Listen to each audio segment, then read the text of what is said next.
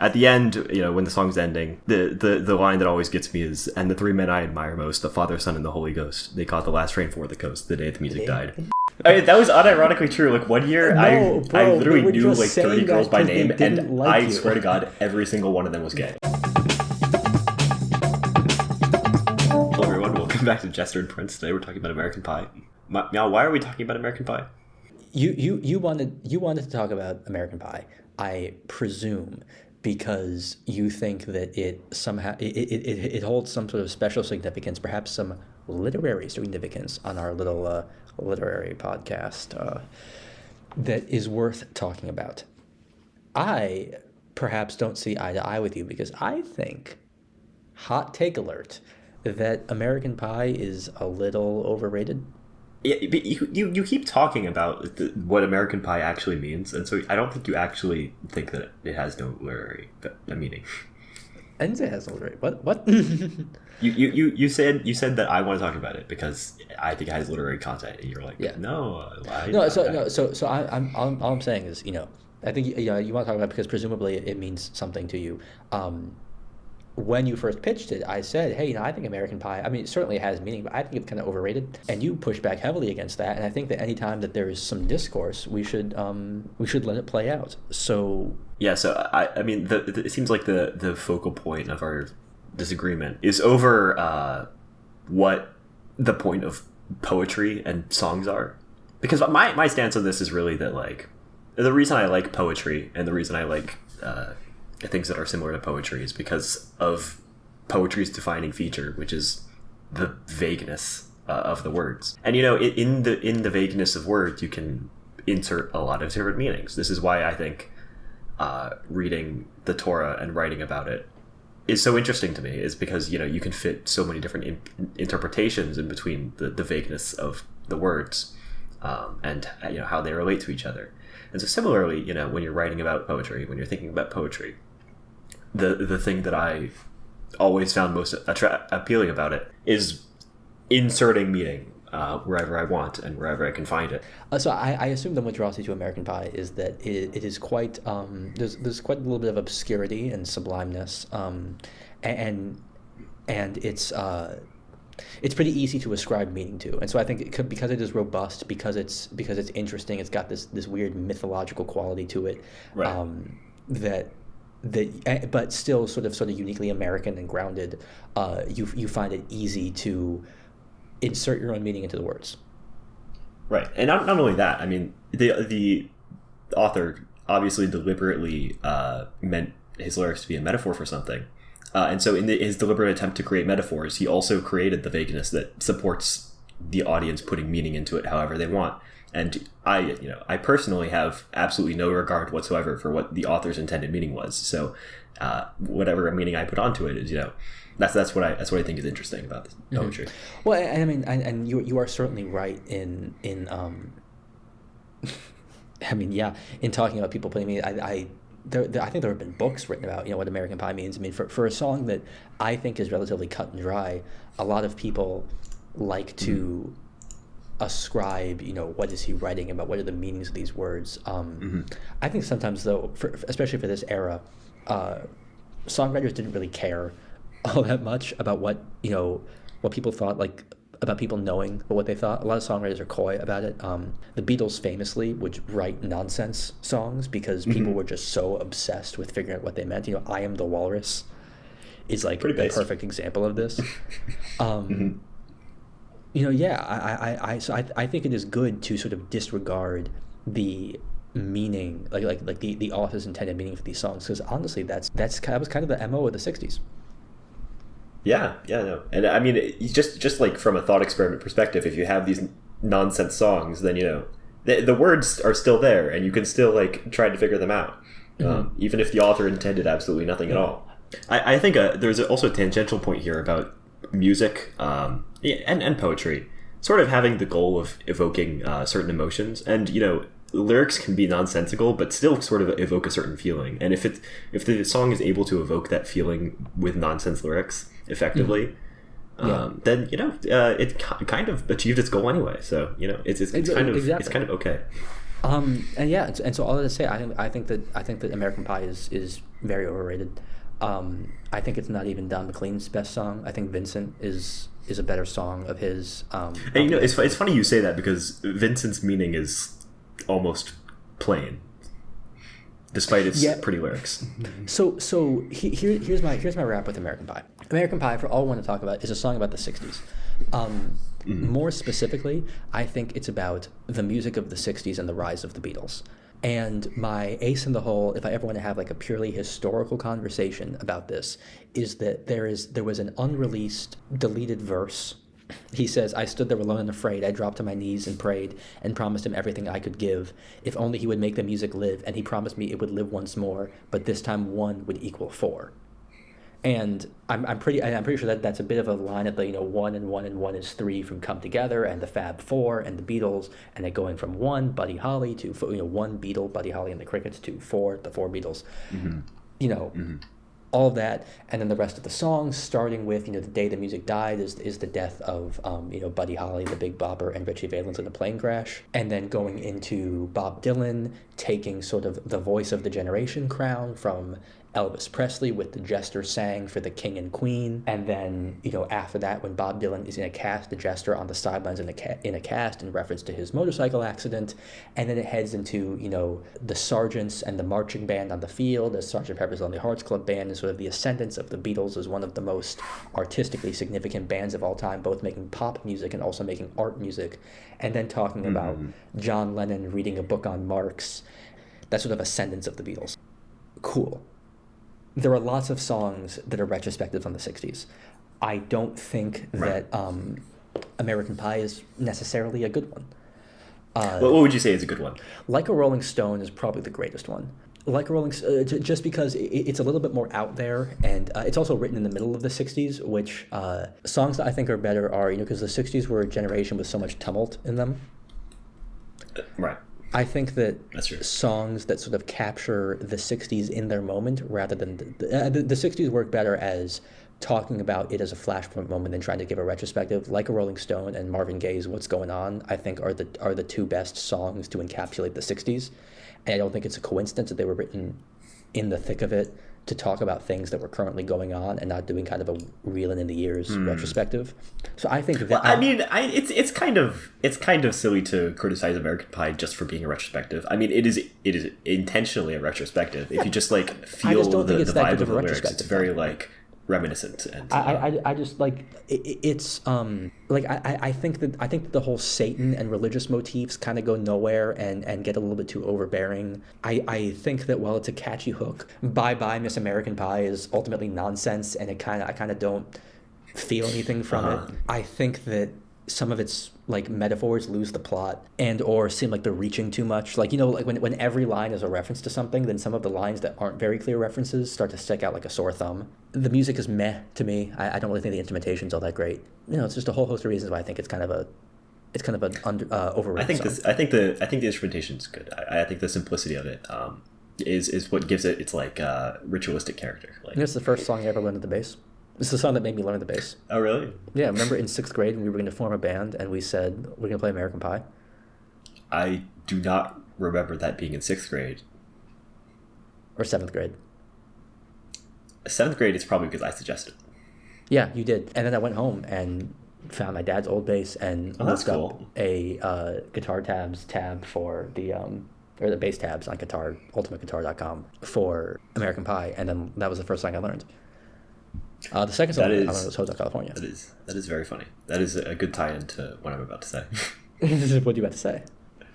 Well, this is where the part where I'm going to lay out all my biases towards this song and reveal why I have always brought this up. So, you know, I always went to this summer camp called Duke Tip, starting in the summer after 6th grade, and it was 3 weeks long, and then every Friday or Saturday. Before you go further with Duke Tip, I just wanted, and I'm not going to put this in, but I remember this time when you were complaining about Duke Tip, and you were like, "Why are all of the girls in our generation lesbians?" And I was like, "What do you mean?" And you were like, That "Every is so girl I true. ask out at Duke Tip, they say they're lesbian."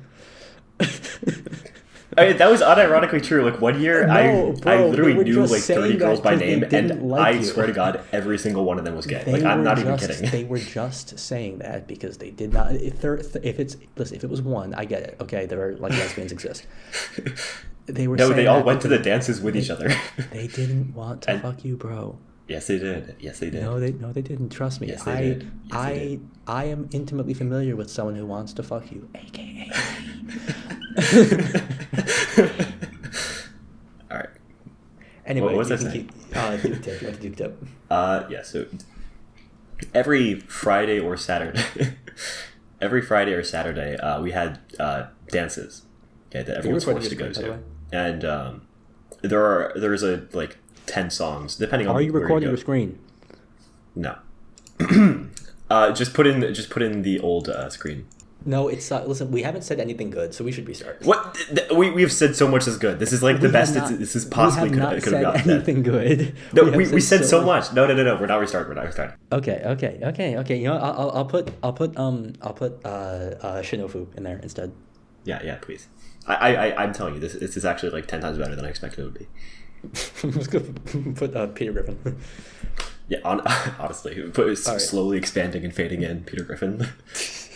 All right. Or Shinobu slowly fading out into Peter Griffin.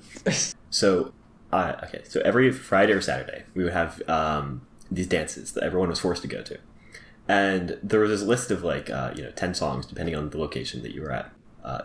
Just like ritualistic songs, like songs that would be played at every dance, no matter what, at specific times throughout the dance. And then the final song was always American Pie, and everyone would get in a big circle. And then the fourth years, because you can only do 4 years of tip, would be in a smaller circle in the middle of everyone. We would all like kick our legs together and sing it out, one last hurrah. And at the final dance of Duke Tip, it was very emotional. I honestly don't know why Duke Tip had like this kind of like holy aura to it that made everyone bond very closely for just over 3 weeks. But every year you meet a bunch of new people and then 3 weeks later you're somehow like really deeply attached to each other. And so American Pie is, as that last song, singing "This'll be the day that I die," the feeling that this is the end, that you're in the end times, and there's this chaotic song with a bunch of absurd lyrics that you're singing together. It just somehow matches the mood perfectly. And so that's my connection to American Pie. That's my original connection to American Pie. And it's not that's not where I take the meaning of the song from, but it is why I kind of am attached to the song, and that's why I suggested it in 7th grade, is because that's the first year after my first Duke Tip. And so since I love the song so much just from that, I have always tried to attach its kind of absurd and metaphorical lyrics to things in my life, because that's just the natural instinct when I read poetry or listen to songs, is to when I'm searching for meaning, my first instinct is just to attach it to things that I am familiar with and things that are in my life and people in my life. And so like I was saying earlier about poetry, being able to find interesting meaning in vagueness, however I please. That's where I derive that's where I derive the appeal of poetry and music. I think I have a theory about why you like that, because I'm very much similar. And honestly, I mean, part of the reason why I don't love American Pie is because to me it is so obvious what he's trying to get at that I don't feel any sort of desire to go any deeper. Yeah, honestly, it's probably the fact that I am not familiar with any of the history that I'm able to indulge in the vagueness. Mm-hmm. But yeah, I mean, I don't know, just like I look at these verses and I'm like, I know what you're saying, so why should I engage any deeper? But I think about sort of this shared, I think, experience that you and I had and I think I mentioned this to you via text, but this experience that we had sort of in school as people who wanted to engage with things at a deeper level, and sort of just because of how the American education system works, weren't really invited to do that. Yeah. We when we were at school, like we went all in on like, you know, discussion methods, right? Mm-hmm. Like I guess they must have had some conference where they were like, kids got to have discussions, and they all got to sit around in a circle and do their discussions. And I don't know what other people did at other schools because I didn't go to other schools, but that's what we did for like middle and high school. And at least I remember in those, like, you know, we'd be given a piece and like, okay, everyone discuss things about it. And I would always, and you would always try and kind of go deep and go maybe a little off the wall, or just really kind of deeply engage with a text in an unorthodox manner and be rebuked because that wasn't what was on the assignment sheet. You know, we were supposed to talk about what does the author mean when they show that this character hates their parents and that it's a metaphor for the Vietnam War. And I have memories of being in school and sort of us kind of having this almost like embarrassment of, you know, trying to sort of engage with poetry and art on a more absurd and in-depth level. The only time we could was when we wrote Devar Torres. Yeah. And not to say that we were so much smarter than everyone else. I don't want to say that, you know, but we were. I don't want to listen. Bros, we had a higher reading level than we had higher reading levels, and so we were reading things deeper than other people. You know, because listen, I'm stupid as shit. You know that I'm a fucking idiot, right? and you're stupid you are an too. idiot. All your takes are atrocious. And you're stupid too. You think that. Yes, all my takes are atrocious too. No, I mean, listen, we're both stupid. So I'm not gonna be like, I'm so much smarter than all of you, but certainly. Literally, my reading of American Pie is it's whatever I want. Like, it changes every day of the week. Yeah, but our reading levels were higher. I'll say that, and so we were reading things deeper and trying to have sort of more fun, interesting, in-depth discussions, and sort of we weren't kind of being met with that, and at least I was sometimes penalized for it because, you know, you weren't connecting with the group enough, and it sort of soured my opinion on talking about art. And I think that you may have kind of had some of the same experiences about, you know, talking about texts became an exercise in solving them, became an exercise in saying this is what the author meant. Ever since, like, I want to say, I don't know if it was. I don't know. I don't really know how I thought before 8th grade. I don't really remember. But, you know, in 8th grade, I was that was when I started writing Devar Torres, like at that. And, you know, that's what I just always had like a spiritual perspective on literature, like on writing, and like I just kind of enjoyed finding meaning in whatever I could. I don't really know how to explain this. I feel like I just always had like a more spiritual perspective towards literature than other people. No, I feel you too. Despite the fact that I would call myself an atheist, I enjoy sort of reading things as if there were divine inspiration, maybe. As if there is something greater that we can't understand. It's like meaning is divine. Yeah. But that's the thing, is that like, you know, because maybe that meaning we can't understand is the creative process, but I at least articulate that in a spiritual way because we have such a spiritual society. Do we have a spiritual society? I think we do. I mean, at least in the South. I've always felt like I've been the only spiritual person in a field of atheists. Well, you also are more esoteric spiritualist. You know, you were the one to be like into like Kabbalism and Jewish mysticism. You know, so I can understand. Now, granted, you know, our generation is, including me, are, you know, increasingly atheistic, but I mean, America as a country is still very Christian, or very religious at least, and so I think that kind of informs our vocabulary a lot. Mm-hmm. And so I think that we are predisposed to read things for higher powers and associate that higher power with God, kind of like how American Pie does, where, you know, he's reading a higher power from the '60s and calling it God and Satan. It doesn't have to be God and Satan. Religious metaphors are like, they're powerful things because everyone kind of recognizes them, and so you know, when you see them in like Madoka Magica and stuff, you know, you already get it. Like, it carries a bunch of baggage with it, and so in that way, it sort of imparts a lot more meaning like very instantly. And I think forever. because they're so deeply imbued in us, they feel ancient and nostalgic and correct. That's true.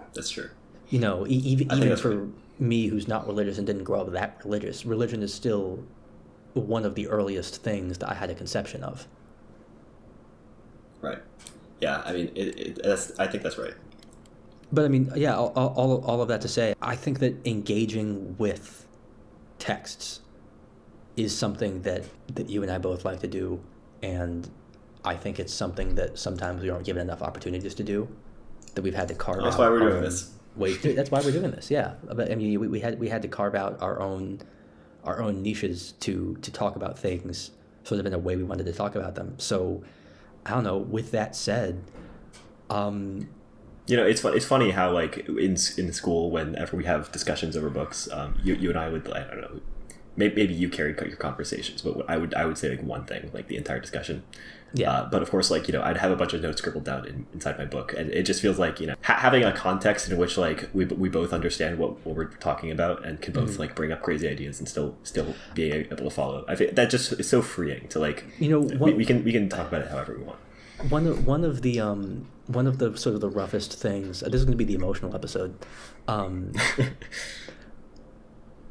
One of the things that was sort of the biggest hit to my self-esteem was I felt like, you know, when I would talk, no one really sort of understood what I was saying, and so I felt like maybe I was just dumb or couldn't get my ideas across or was a bad orator or just, you know, couldn't fit in with people. Like I always remembered that, you know, we would have those, you know, group discussions in class, and everyone, because you got points for connecting to something that someone else said, and no one ever said, you know, well, to build off of what Miles said. And so I kind of carried with, and still kind of in college too, kind of carry this idea of like, you know, am I just saying nonsense? Kind of sometimes. I know I'm saying nonsense, but like I gotta have some good things to say sometimes. And really sort of I've met a couple people here who I've been able to have sort of in-depth discussions with, and honestly doing this and sort of the distance from school has allowed us to have more in-depth discussions, has allowed me to sort of realize that you just need someone on your reading level. Not even that, just like I am listened to, and that what I say is worth having people hear, you know. And I don't want to say that, you know, well, people didn't listen to me because they didn't care about me, but you know, it's been heartening, you know, to sort of feel like what I say has value, and I think that's a thing that, you know, we really had to try hard to get. Yeah. I mean, it's you know, I feel like that's a lot of the fun in my journeys, like becoming kind of more liberal artsy, has been picking things apart and you know, discussing random bullshit with different people who have completely wildly different takes than me. No, it's fun. And discovering the esoteric meaning of the esoteric sacred geometry of the world. Honestly, that's what it is. So then, what does American Pie? You say it changes. What does American Pie mean to you? And if you want to go line by line, or if you want to go holistic, you tell me. But like, what does American Pie mean? I can give you like the few lines that really stick out to me every time I listen to the song. Is, you know, tell me the lines that mean something to you. So in my third year of TIP, I was really close to these three people. It was three girls. One of them was a year older than me. The other two were younger than me. And so I was like incredibly close to them, and they were like some of the closest friends I ever made for the 3 weeks that I was there. And that's like my main memory of TIP is those three girls in my third year there. And so, you know, just the opening lines a long, long time ago, I can still remember how that music used to make me smile. It's just, it feels very self-referential. This is a line about American Pie, and referring specifically to that year and also the people there. And I know if I have a chance that I could make those people dance, maybe they'd be happy for a while. It's like referring to how I grew and how I was thinking back then, and how I felt like I was happy and I could, you know, I could make them happy too. And then you know, the song goes on, you know, a couple verses that are sad and, you know, reminiscent. That's me in the present, reminiscing about that time, and, you know, the last day when American Pie was played for the last time. I guess that would be the day the music died. I'm not sure exactly how many of these lines in between I could pick out, but at the end, when the song's ending, the line that always gets me is, "And the three men I admire most, the Father, Son, and the Holy Ghost, they caught the last train for the coast the day the music died." The fact that there are three, and that one of them is the Father, being the person who's older than me, and then the Son and the Holy Ghost. That's always felt, it's divine. Like it's holy that there's meaning that attaches. It feels solemn, right? Mm-hmm.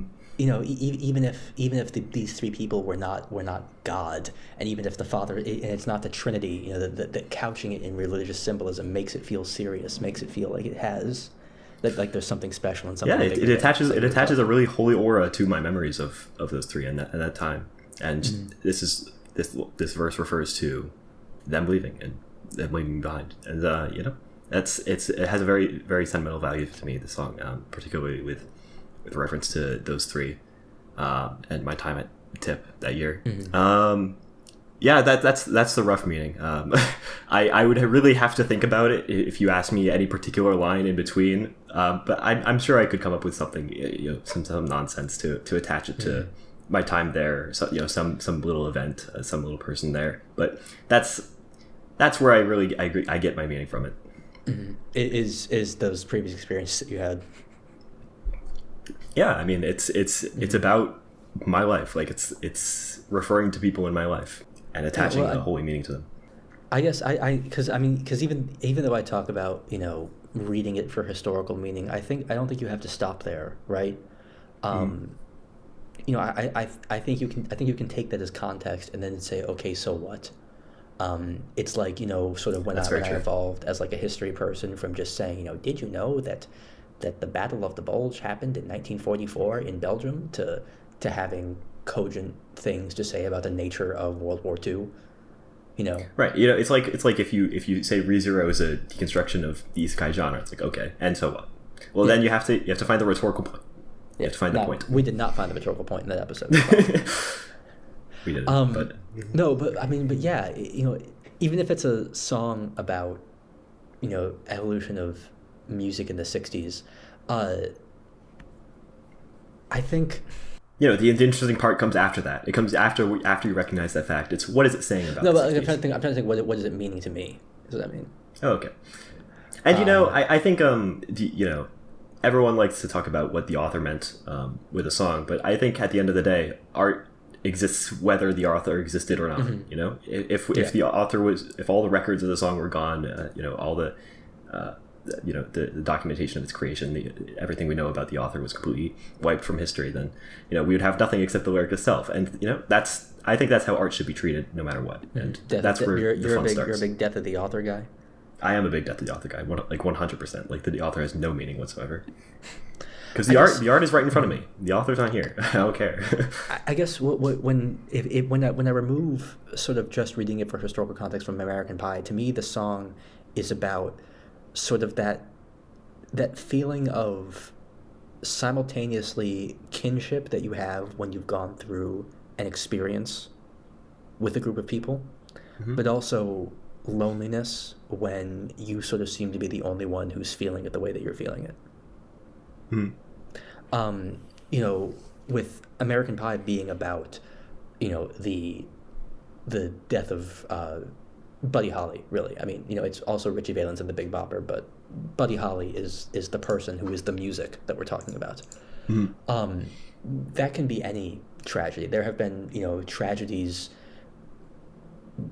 local tragedies in my life, where sort of I have felt this liminal space between isolation and camaraderie in grief.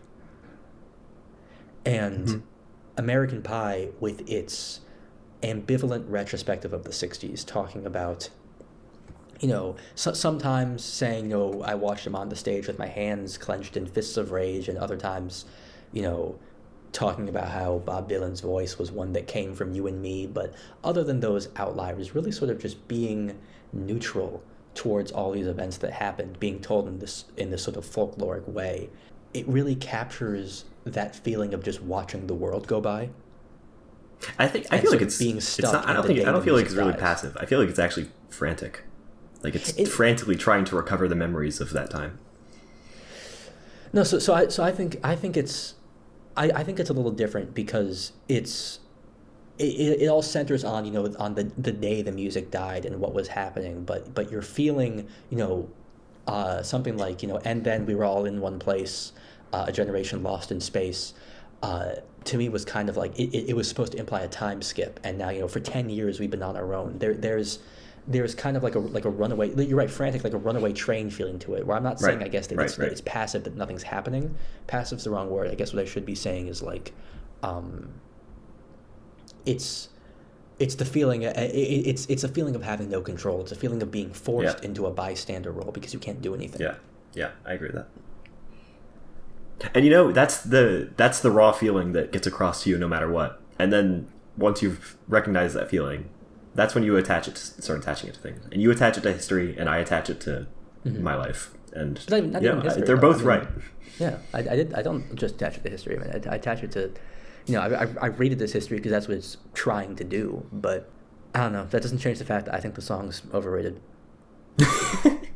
At the end of the day, as long as it's overrated, Jan wins. Yeah, at the end of the day, song's a little like 1% garbage. All right, good episode. Yeah, I'm glad that we took the time to talk about something other than anime.